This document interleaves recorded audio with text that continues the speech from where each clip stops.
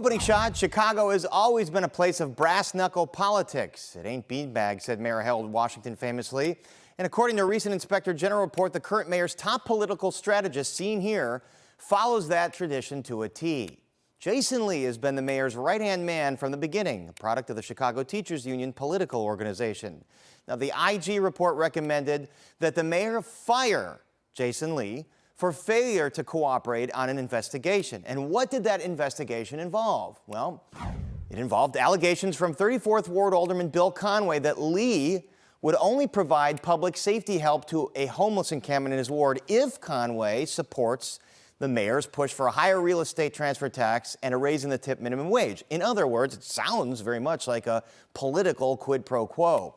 Conway says he warned Lee that somebody would get hurt if the mayor doesn't do anything. Now, the IG report was inconclusive on finding culpability because it alleges that Lee and other witnesses in the mayor's office failed to cooperate. Specifically, they insisted that they appear for questioning with attorneys from the City Department of Law backing them up.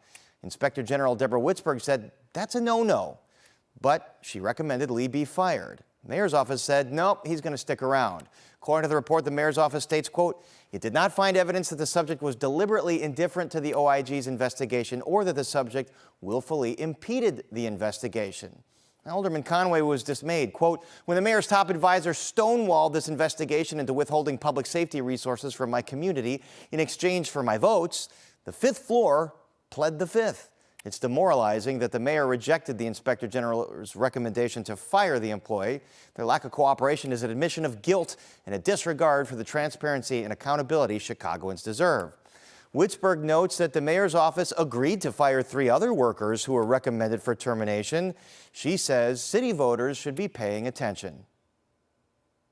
When a city department disagrees and declines to impose any discipline, then the rest of that conversation is really one to be had with the people of the city of Chicago.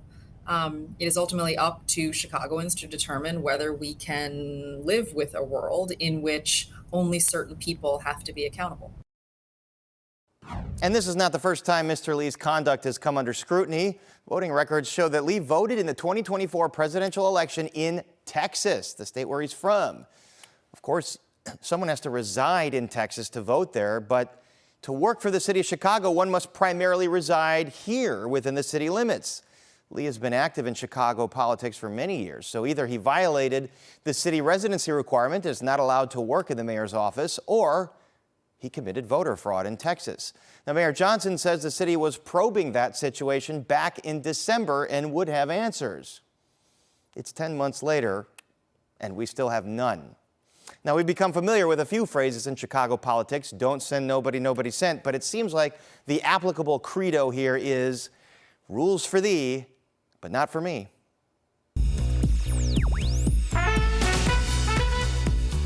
Tonight, Cardinal Cupich stands firmly with immigrants and against deportation, positioning the Catholic Church at the heart of the country's most intense debate. Mayor Johnson begins pitching his budget to City Council, but already has a high-profile opponent from his own party.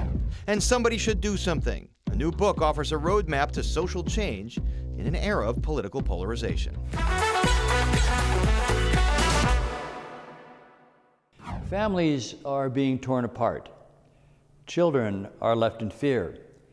And communities are shaken by immigration raids and detentions. These actions wound the soul of our city. As the Archbishop of Chicago, I will insist that you be treated with dignity. Americans should not forget that we all come from immigrant families. You are our brothers and sisters. We stand with you. Welcome to the Chicago Report. I'm Paris Schutz. That's Chicago Archbishop Cardinal Blase J wading into this cauldron of a debate over immigration enforcement in Chicago with his most direct statements yet today. Cupich saying he and the Catholic Church stand firmly with immigrants, even those in the country without documentation. And it follows Chicago-born Pope Leo XIV's public statements condemning inhumane treatment of migrants. It's an issue he has indeed elevated to the top of the Church's agenda. And joining us now with more on the Catholic Church's role in this ongoing debate is Peter Jones, Interim Dean of the School of Pastoral Studies at Loyola University, Chicago. Peter, thank you so much for speaking with us. What do you make of Cardinal Cupich's very direct and forceful statements today? I'm so surprised that it took this long, to be honest with you. The Catholic Church has been involved in support for the rights of immigrants and the humane treatment of immigrants since there has been a Catholic Church. And it's the role of a pastor, the role of a cardinal, to point out what's happening and to call out things that are unjust and to shine the light of the gospel onto social realities that challenge and shock the conscience. And that's what we're seeing as the clip that you just showed, starting with the reality of watching families be torn apart. There is no world where that's okay. Do you think, you say you're surprised it took this long, perhaps church leaders are afraid to wade into a topic that is just so politically polarizing where many of their parishioners might vehemently disagree? Well, perhaps, but the church has a social mission. I mean, and there are so many activities in the Archdiocese of Chicago already that support immigrant community needs. The church in Chicago is an immigrant church. The parish structure, the ways that neighborhoods are organized, and where the churches offer their services, the many offices that are present. This is not a new reality. What's interesting to me is how long this has been going on, this dehumanizing, unconstitutional attack of people who are being racially profiled, detained, not receiving any due process, no access to spiritual care, chaplaincy services, even the Eucharist, which is central to the Catholic life.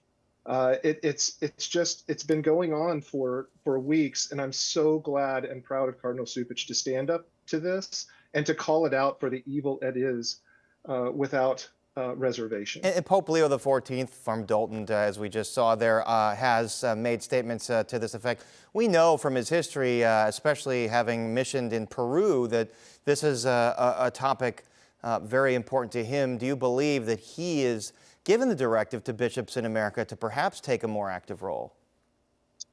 You know, and that's something that's actually relatively new here, where we see a pope take such a strong interest and a direct interest in something specific, sending letters and even speaking with bishops from the United States, challenging them to do more in relation to this. Perhaps this is an aspect of Cardinal Cupich heeding and praying about that call. But I know that Cardinal Cupich has long been on the side of immigrants and in support of a just policy. The U.S. Conference of Catholic Bishops has been at this for a long time. And the fact that Pope Leo XIV is from Chicago and Cardinal Cupich is close, I believe, to Pope Leo XIV, seeing things in a common way, this is a moment that demands their moral leadership. And the church teaching on migrants, you know, I've looked it over a little bit. I mean, obviously supporting the need for migration. Families, people, individuals have to leave their homelands. Sometimes it's too dangerous to stay. They have no opportunity there. It's their right to seek a better opportunity. The church is all about humane treatment of migrants. What about on the issue of being in a country with no documentation? Does the church teach that is something that should be allowed, especially if someone becomes a pillar of the community and has been here for a long time? Sure. Well, all those factors come into play, but fundamentally, there's two things going on here in my own sense, which is number one, modern nation states have the duty and obligation to control their borders and to establish order and some measures of control for the common good, for public safety, for the flourishing of the communities.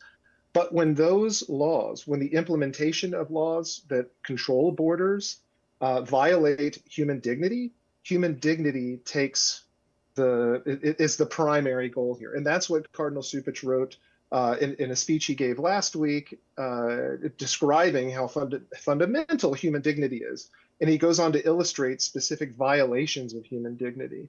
And so that really is when these things are in conflict, when the call and the duty of a nation state to control its borders is in direct conflict with human dignity, And if the enforcement of those laws requires the violation of human dignity, then the laws are bad.